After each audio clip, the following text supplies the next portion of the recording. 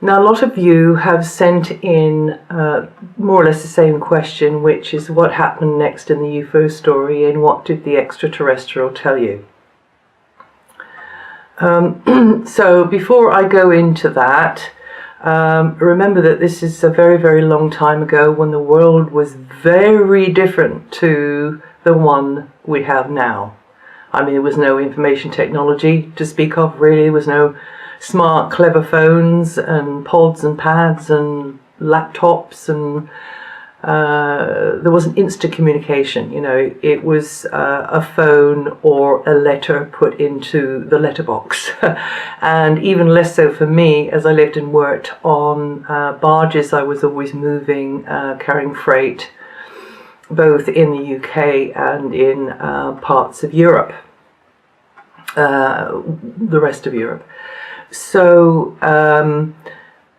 I lived quite an unusual life. The hippie age, well, I kind of missed it really, because even though I was of the right age, with just a little radio that had batteries in it, one wasn't really in the mainstream at all. And life was really fascinating and unconventional and interesting enough. So we had our own little mini age going on there, I suppose, but we worked very, very hard. And anyway, the reason why I'm telling you that bit is because I was in quite close touch with nature all the time, and also the nature of the work was that living on the waterways, you go with the pace of the seasons, the weather, a lot more. So you just your consciousness is less aware of the human machinations going on everywhere, and far more aware of just the climate and the weather and the seasons and the earth, really. And because I've always been what's known as a sensitive, I suppose I was dialoguing very much with Mother Nature and the more ethereal side of Mother Nature. So that it was when we were running our horseboat business up in the north west of England. I was suddenly aware one day, and we had a very tight schedule. We served the schools, the old people's homes, the local community. I mean, we were just booked up completely every day and worked very hard, and I was in my early 20s. But it was, I just got up this particular morning and I thought, I've got to be somewhere. I've got to go somewhere. And I suppose many would just construe that as, oh yeah, well, time for a break. But of course, it was our business, and I looked after the horse side, and we had bookings, you know. So, I mean, there was no way. But it just so happened that some people turned up to visit who could handle the ropes, the boat, knew about the horse enough to cover me for a couple of days. So it just kind of coincidentally, if there is such a thing, came about. And I just had this growing urge inside of me that I shouldn't be there. I needed to be somewhere else, but I wasn't quite clear about where that somewhere else was. But it was all right, because the way I explained it to myself was that I just need a break, so I'm going to go down and see some people down south. So I threw some things in a bag and I walked on a nice sunny day. I think it was probably about the back end of May, in the early 70s, down to the local little branch line station, got on the train, and then in my other video I told you that when this train stopped on the points, I was sitting in a nearly empty carriage actually. I and the people in the carriage saw this huge orb just sitting in a field of grass, very agricultural, ordinary scene, field of grass. And then actually it was industrial as well, because behind that orb that was just sitting there, and it was really big. I mean, I could have walked into it. There were big cooling chimneys with steam coming out, and it was extraordinary to see such a thing. everybody was just craning their necks because for just a moment the carriage had stopped on the points as they were shifting the points around, and we were there for maybe a minute, and craning our necks and staring through the windows, and you could have heard a pin drop in that carriage because nobody knew what to make of it. And I had never seen a rainbow any other place but in the sky. And yet round this rather huge globe orb shaped thing was a perfect rainbow. And I think that's what impressed me even more. I'd never seen a rainbow that small, just sitting there around something on the ground. And it was so pretty. And in fact, the whole thing was slightly vibrating quite slowly with a kind of gold light glow, I suppose you could say. So anyway, in hindsight, I think there was some kind of energy or power coming out of that, but you have to remember the time I was in, which was, it was the last thing you'd think of that there was any other world outside of this one. You know, I mean, visitors from other planets. No, nobody. Even after the train moved on, actually, I think I heard somebody say, "What the hell was that?" You know, and then that was it. You know, we came into the station, I got off the train, and it was there that I had to decide which way I was going. So I thought I'd drop down and see some people in the Midlands, which is the Birmingham area, and then I'd get another train and I'd go further south into sort of vaguely the London area. And that was my plan. And in fact, I did visit some people there in the Midlands for a nice afternoon. I hadn't seen them for ages. And then I got on another train, it must have been about 4 o'clock, to go down south, further south, and it was a very full train. It must have been about 4 o'clock because I know there was a lot of school kids on the train. I was sitting there, and all of a sudden I heard a voice in my head. Well, actually it wasn't in my head, it seemed to be outside, like outside of me, and just said, "Diana, go back." And I thought, well, that's strange. Nobody else seemed to have heard that.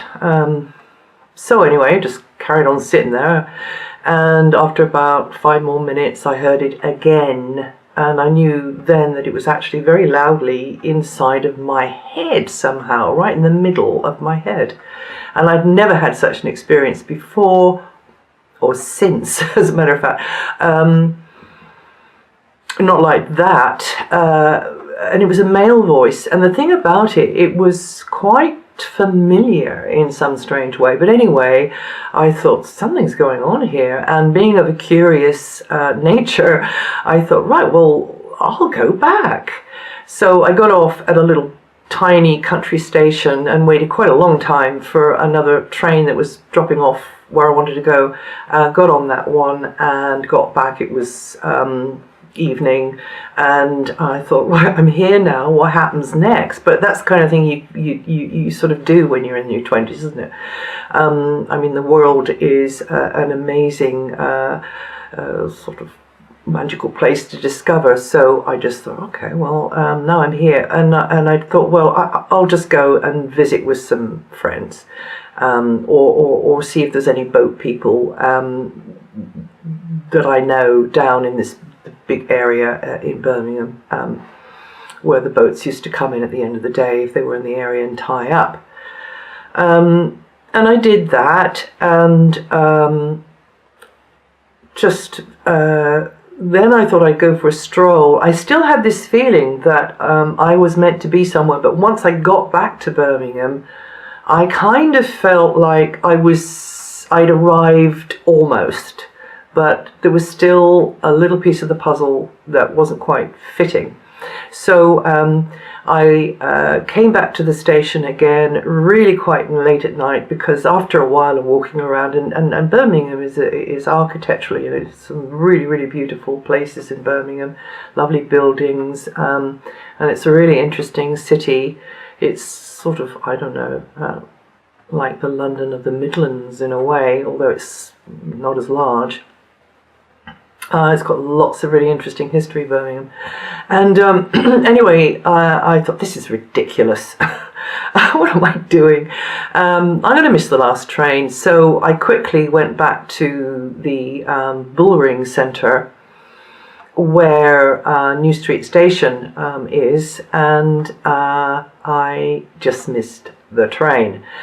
So I thought, oh, well, never mind, there's nothing for it. I still felt, in a way, I was in the right place, but I didn't quite know why. So I just walked I found out when the first train was going in the morning. I don't know, it was kind of about 6:30, something like that.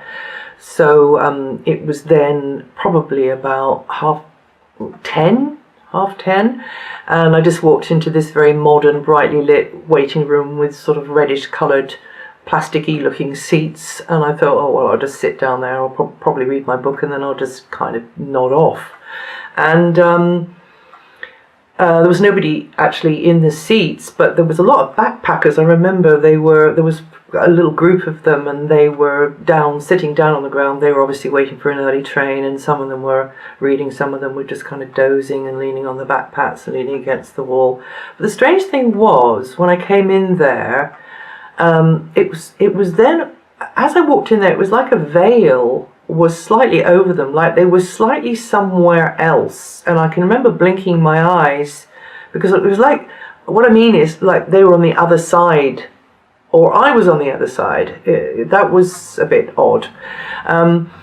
It didn't worry me too much. I just thought, I'm tired or something, and I sat down, empty seats, and almost immediately I sat down.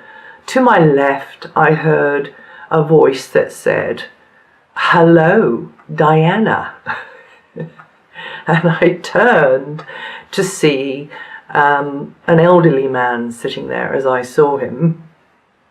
And he was wearing a brown suit, suit jacket, suit trousers, and but he was very small. I remember that immediately, thinking he's very small. And as I turned, I had in my head to say, "How do you know my name and who are you?"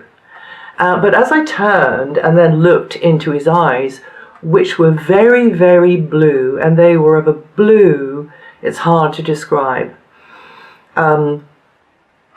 a deep blue that I've actually never had seen before, and I've never seen since. And they were very deep set as well, and his face was quite small. Like, I've got a bit of a long face, and his face was quite sort of much smaller, and he had very high cheekbones. He had the whole orbit of the eye was quite bony, because the eyes were deep set, but it wasn't unusual really. And of course I was sort of looking down on him really, because he was so small. And I had those words in my head to ask him, but when I looked into his eyes, I just kind of tumbled right into them, because instantly I recognized him. And it wasn't an everyday recognition, it was like a recognition which was timeless, and I just connected with him. I knew his voice, and when I looked at his face, I knew his face, and my ordinary mind was thinking, how did he know my name? Who is he? How is it that I recognize him? But in the moment that I actually looked into his face and into his eyes, it seemed irrelevant to ask such questions. So then began several hours of talk, mostly him talking. Now, you'll have to forgive me for not being able to remember, because we're talking about nearly 40 years ago, right? And also, I have to say that there's whole islands of time during that, which I've worked out, must have been about 7 hours sitting there, that I cannot account for at all. Because I can remember snippets of what he said, and I can also remember a couple of things that actually happened, more than a couple really. Some of those snippets aren't going to be useful for you to know, but I am going to tell you a few of the things that did take place or that he said, because it just might be helpful, you know. You never know.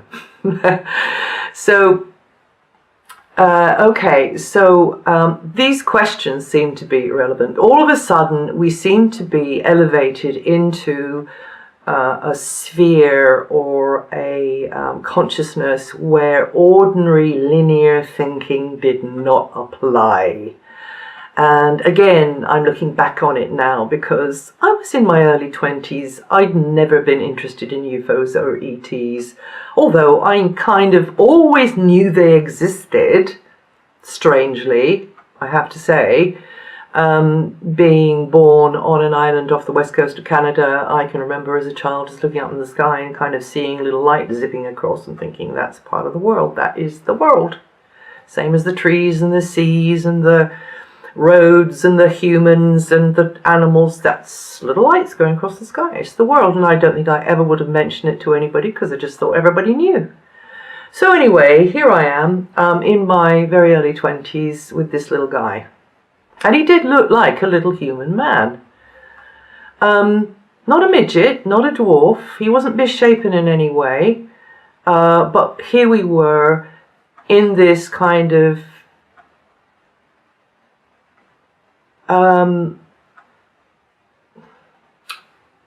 bubble together. So he was able to tell me all about my life. He seemed to know everything, from when I was born, certain things that had happened, the names of people and family and everything in my life. And as he was telling me, because he was to my left, I was aware that these very deep set, very deep blue eyes were actually reading something above and over my right shoulder. I could see his eyes following the lines, and I realized he was reading from a book.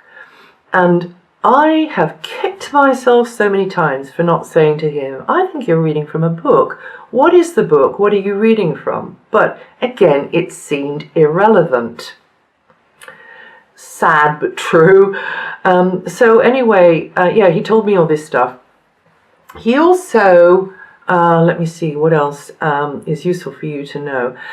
He also, we happened to be speaking about maintaining the health of the human body for some reason, and I happened to mention that a couple of years previously, I'd had bronchial pneumonia and pleurisy, and I'd nearly died. And I had recovered, but ever since then I'd had this kind of niggly little kind of sharp pain here in my upper, in the top of my lungs, and in a tube or something there. So I happened to mention that to him, and he just looked at that point there, and I could see these eyes drill right in. And he said, no, you're fine. Just like that. And I thought, he just looked into my lung. He's just done an x-ray of my lung. I was just amazed. And again, it didn't seem to be appropriate to say to him, how did you do that? I just thought, oh, thank God, I'm okay. I believed him. And I had good reason to as well.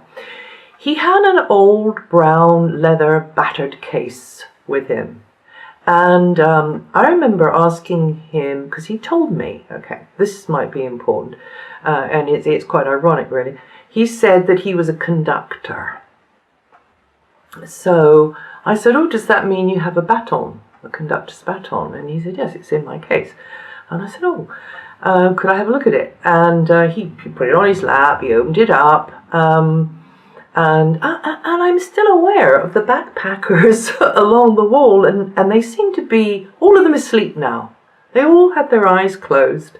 They were all about my age, I suppose, as well. So anyway, there it was, a little wooden baton, and then underneath there were all these sheets, music sheets.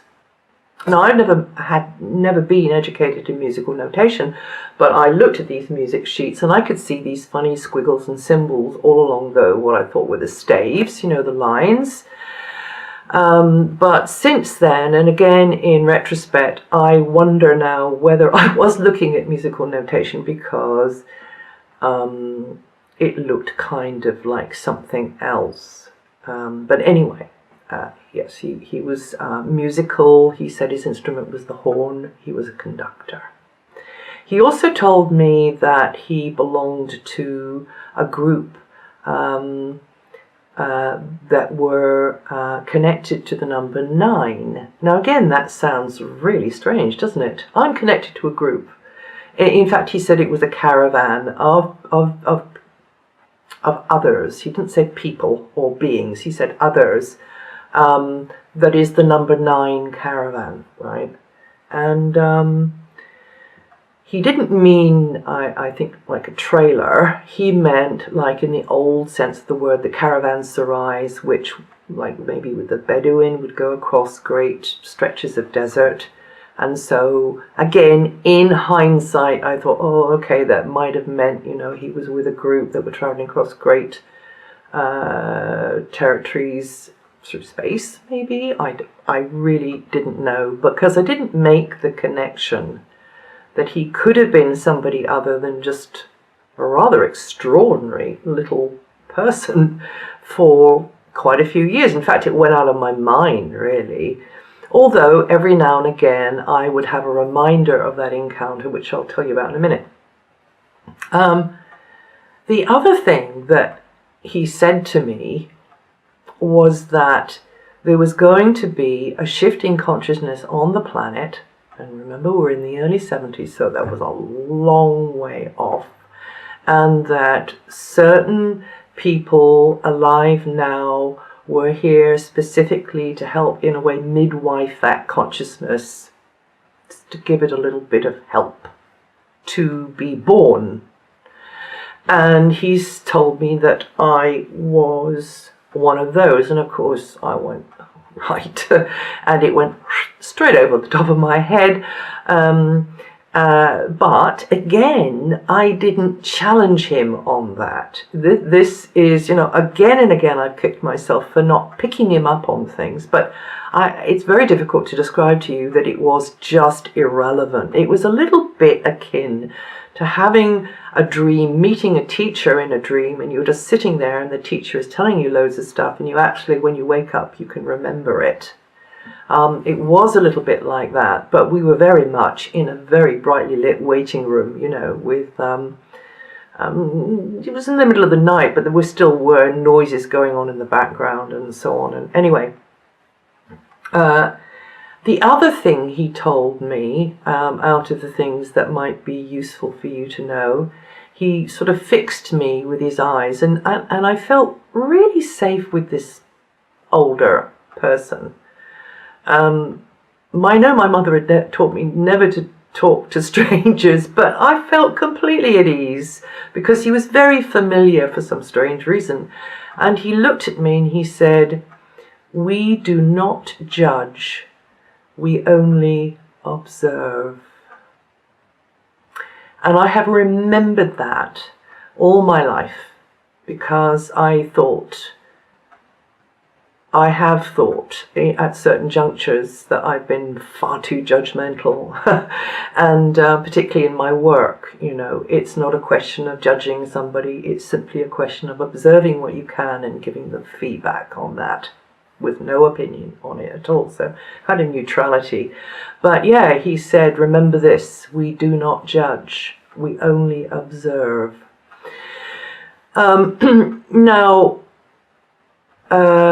So he did it. So he had X-ray eyes. He did that, and then the other thing that this is really crucial to for you to know that there was a difference between a dream and reality. Because what happened was, I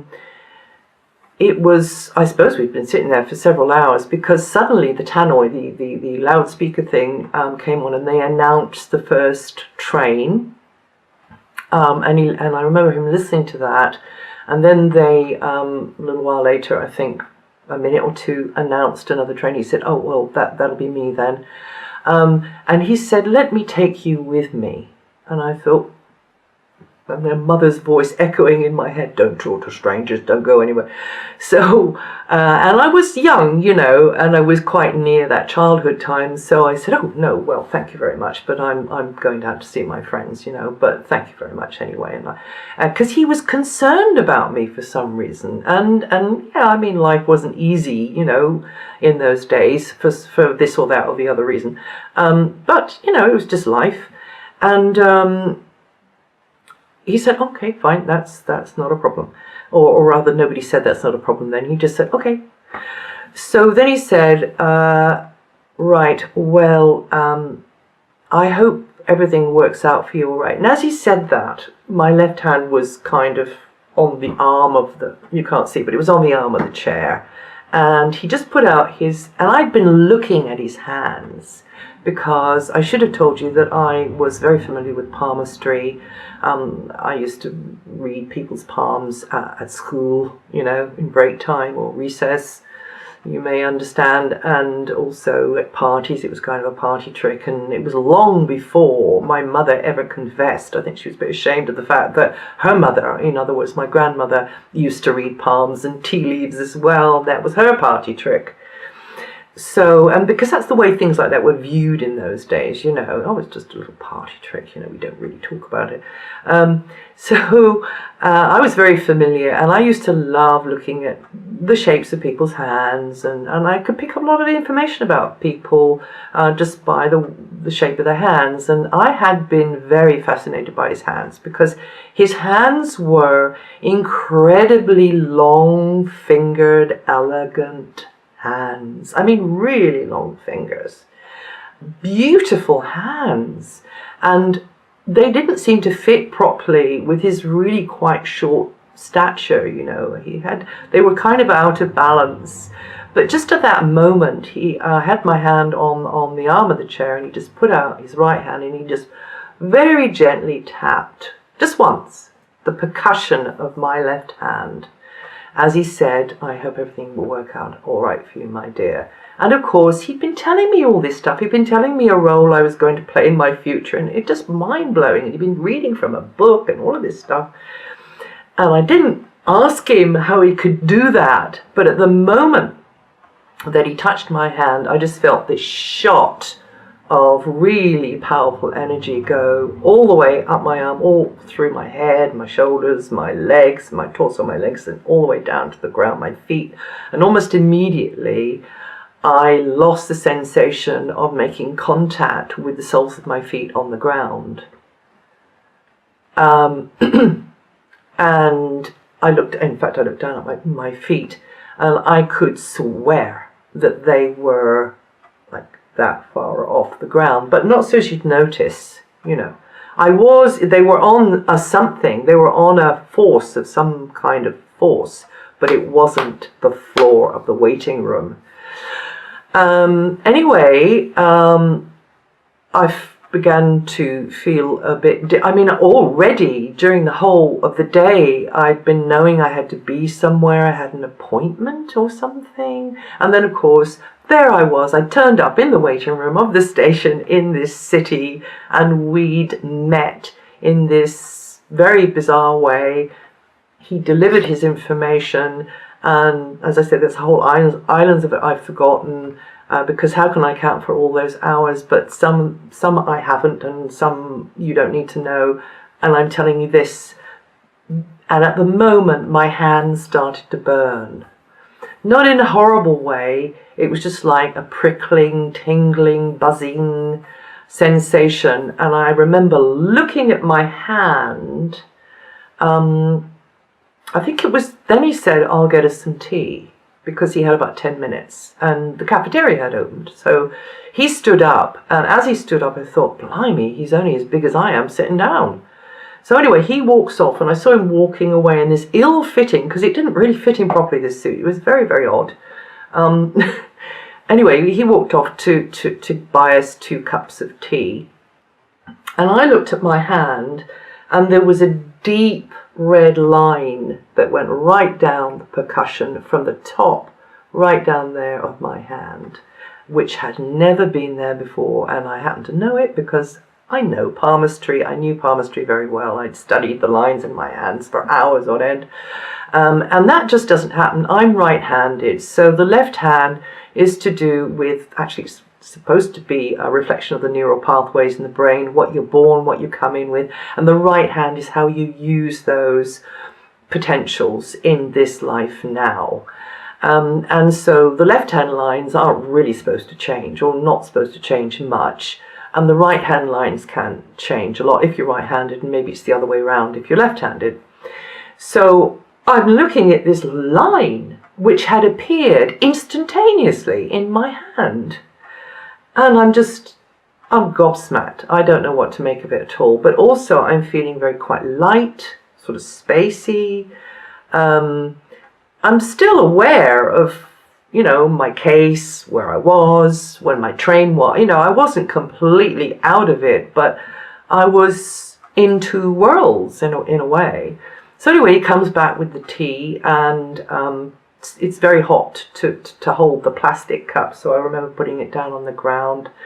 And so he's sipping his tea, and I can't remember really, but he's just saying, okay, well, I'm going to have to leave you now.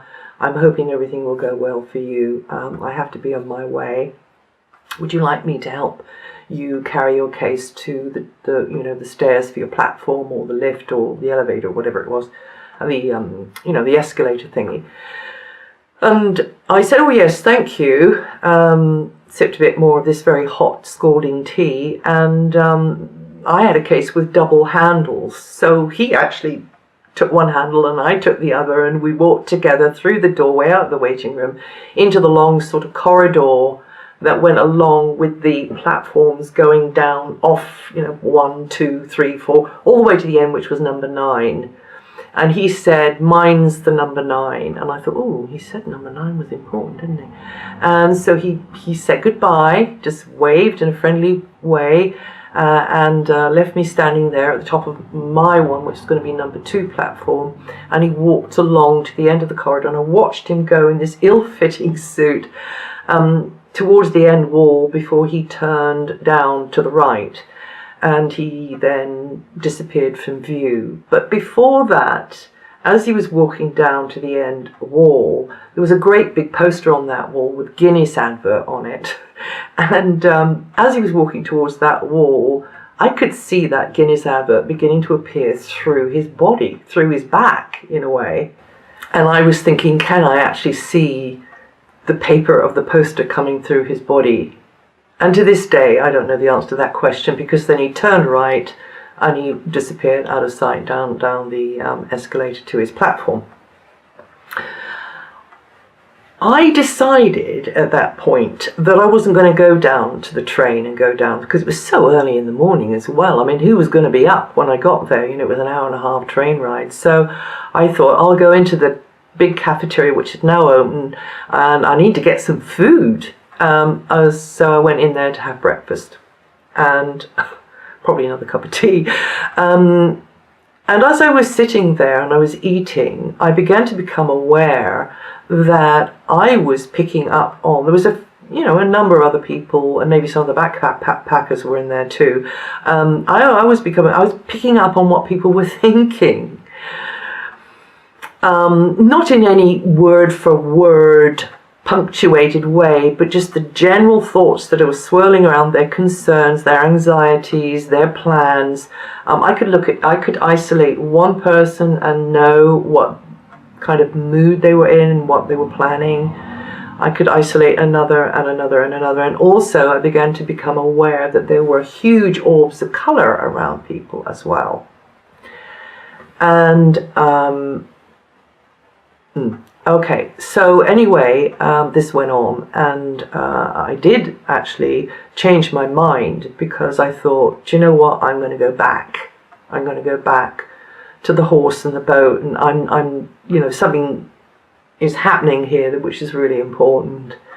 And I am quite an earthed, grounded sort of person, right? So I just thought, no, I need to get back home.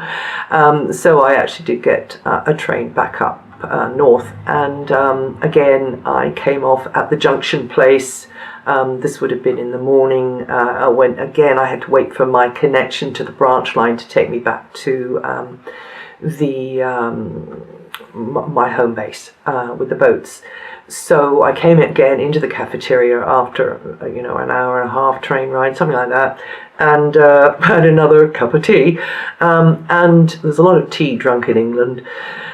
Tea, milk, sugar, and I'm sitting there, and I'm actually in a really beautiful space. It's a Victorian waiting room with huge iron girders, with great embellished iron girders going across in arches, a beautiful ironwork there. And I was sort of leaning against this pillar with my table in front of me, sipping the tea, just kind of gazing at the beauty of all of this, because actually things were becoming even almost as though they had a beautiful glow, and that I've been missing so much, that I've been walking around in a soundproof box before now. And I was always in the now as well. That was another thing. It was like, even though I was aware of train schedules and stuff, it was just one extended present. It's very difficult to describe this, but I would say it was a kind of mystical state. And as I'm sitting there, and this is another thing that I think that you might like to know, I see this knife just dangling in the air. It was a bit like something out of a cartoon. I mean, it was logically impossible, but there was a knife just there like that, and I'm thinking, is this a dagger I see before me? No, I just see the knife, and I just know that it's to do with somebody over that way. So I turned and I looked, and there was a couple. There was a man, and an older man and a younger girl, and he was sort of leaning forwards, quite menacingly actually, and he had both of his hands under the table. And he was sort of really, you could see that there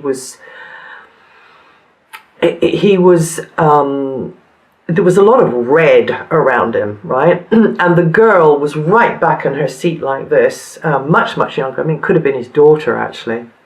And you could see that she was a bit scared. So without any shadow of a doubt, I knew that that man had a knife on her. And now that's really extraordinary, because this was quite a quiet place. It wasn't a big, bad city. We were coming into the country area, and it was the early 70s. That kind of thing didn't happen. Well, it never happened anyway with me. But I just knew. I just seemed to know. I had full confidence. So I marched out to got the station master, and I said, I have reason to believe that there's a man in there, and he's got he's holding the girl hostage or something. And he said, "Are you sure? And have you got any evidence?" And I just said, and it just so happened that there was a bobby, a policeman. He was just outside, actually. I don't know why he was there, but anyway, it was just fortuitous. And called him over and explained, and he was a bit flustered, he was a bit doubtful, he kept looking me up and down like I was nuts. And I was completely calm, because I knew what I saw was true, and because there was indecision going on, there was a lot of chat between the three of us, and the guy sitting in the cafeteria kept looking at us, and he realized that we were looking at him. And so I thought, and I went in and I walked straight up to the girl and I said, "Hi, how are you? I haven't seen you for ages. How's your mum?" And she looked a bit taken aback, and just at that moment he stood up and walked really quickly out the other side onto the platform side, because a train had come in and it was just about to leave. They were blowing the whistles and the doors were slamming, and he half ran and he just jumped into that train and it just left. I don't know which way it was going. And the girl just dissolved into tears and flung her arms around me and said, oh, thank you. And apparently this guy, she'd come up from London, she was very young, and he was in the compartment with her, and nobody else was in there, and he had pulled a knife on her, and he was trying to force her to come with him. And they had to get off the train to change trains there, which was fortunate in a way, and her mother was called, and I was thanked, and I just kind of melted into the crowd, and I got on mine, and then I went back. So those were the kinds of things that started to happen to me after this brush, literally from the touch of this personage that I met, who I seemed to know. And this state that I was in went on for several weeks. The only problem with it was that I didn't seem to want to eat anything. That was the main thing that worried my husband, actually. I was drinking lots of water, but I was still running the boat business with him. I had extraordinary amounts of energy, but I was very calm. I was very centered, because I was seeing a lot. I was aware of things in my environment I'd never been aware of before. I was telepathically communicating with the animals because I had other horses and dogs, and I was thinking, God, this is cool, because we could speak to each other from here. And they loved it, because that's the way they communicate. There was plenty of other stories about it, but I think I've given you enough information now for you to get. Oh yeah, and the line remains in my hand to this day, although it is now just, looks like the other lines in my hand. It's very pale. It didn't stay red for that long. I can't remember how long. I do remember as well, might be useful as well, that I did write a lot of stuff. I just spontaneously took up a pad of paper and got a pen, because I seemed to have like reams and reams and reams of material tumbling through my mind, and I needed to, because I've always been a keeper of journals, I've always written. So I just allowed it to come out. Of course, nowadays we call this channeling, I suppose, but you never heard. It wasn't even coined. The word wasn't coined then, I don't think. So, and I'm writing, but I'm not just writing. I'm actually drawing little geometrical shapes, and I'm doing numbers. Numbers became incredibly meaningful. The quality of the number. So numbers became important. Geometrical shapes became important, colors became important. I say important, I seem to have a deeper awareness of the meaning of number, shape, color. The not eating seemed to be a problem because my husband, as far as he was concerned, I needed to eat. So I tried to compromise, and I really had to force myself. I managed to eat some baby food, little pots of sort of fruity baby food, but I really didn't want it, because somehow or other I was getting enough energy from other places. And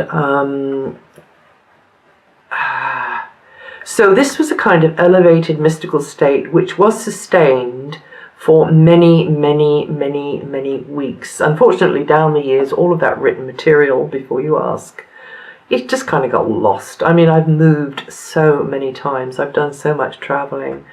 And there was a couple of moments when we were flooded, and I guess it might have got lost in all of the books and things that I lost in the flood. So, and that wasn't on the boat, by the way. No boat I was ever on started to leak. It was in a house, a really old thatched cottage. So yeah, that's all gone. And of course I have really been angry with myself for not asking him all those obvious questions that I could have asked. But suffice it to say that in the moment, in that elevated, timeless, eternal moment that we're in asking such really quite petty questions wasn't just not appropriate. It just didn't seem relevant. The line is still in my hand, but it's very, very faint, like other lines in my hand. But over the years, I have noticed that the same part of my hand on my right side has been getting this line coming in it. So that might mean that some of the qualities or some of the centers, neural pathways in my brain that were lit up, which were fired up by this touch, this encounter, which had maybe lain dormant, were now coming online, were now functioning more in my ordinary everyday existence. And for many years I saw these colours very strongly around people. Not so much now for some reason, but I think I'm using maybe my third eye awareness in a slightly different sort of a way. I don't know. I really don't know.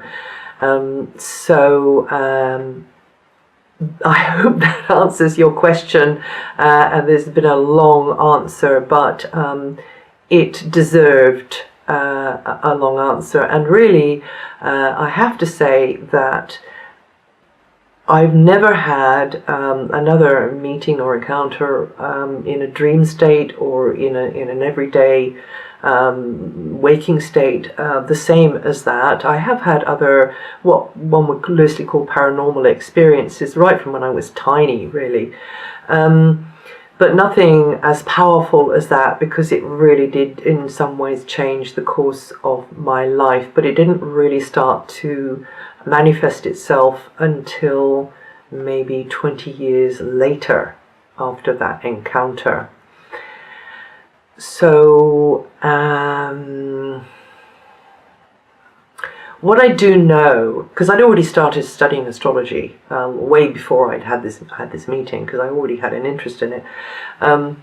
What I do know is that the qualities of a moment in time are very, very special and unique to that moment in time, and that there's no randomness, there's no accident, there's no unexplained coincidence or synchronicity. Coincidence and synchronicity exist all the time, but we're only able to be aware of it every now and again, like you're just thinking about somebody and the phone rings and there they are. Oh, that's a coincidence. Or you were just talking about something and then somebody else comes along and they start talking about the same thing. Oh, that's a coincidence. We were only just talking about that yesterday, you know. But it's happening all the time. All the time. And, you know, what I can sort of salvage from that extended period of being in that elevated sort of state where my feet were very slightly off the ground, not so she'd noticed. Nobody else would have noticed it really, because, you know, they're looking, I mean, they're not, unless somebody was lying on the ground looking at my feet, they wouldn't have noticed. But I could not feel that contact with it. I was grounded enough to be able to sustain and hold it, I think. Especially the animals and being in nature really helped me. Put me in a city, put me with lots and lots of sort of noise. I don't think I would have done so well. But the work that needed to happen did happen. The meeting I had to make, I turned up, I kept the appointment, as it were. But what I do know is that everything has got a geometrical, meaningful shape to it all the time. Every event, every encounter, every minute, so-called, of the day. You know, a car goes by occasionally. It was meant to go by then. And every single thing is held in this constantly rotating, shaped sort of pattern and it is part of this dimension that we live in. And the moment of birth, we hold the pattern of that moment. The moment that we're born is unique, and we are walking around in bodies holding that unique moment. I call it the slice of God, you know, like a cross-section on this great tree of life. And that's your slice, that's your moment, and you embody for the whole of your life, you inhabit and embody that magic moment. And it's ever so hard to put these things into words, so I've done my best with it, and I hope I've given you as much information as you can maybe use at some point. And yeah, so I hope you've enjoyed that, and I'll speak again soon.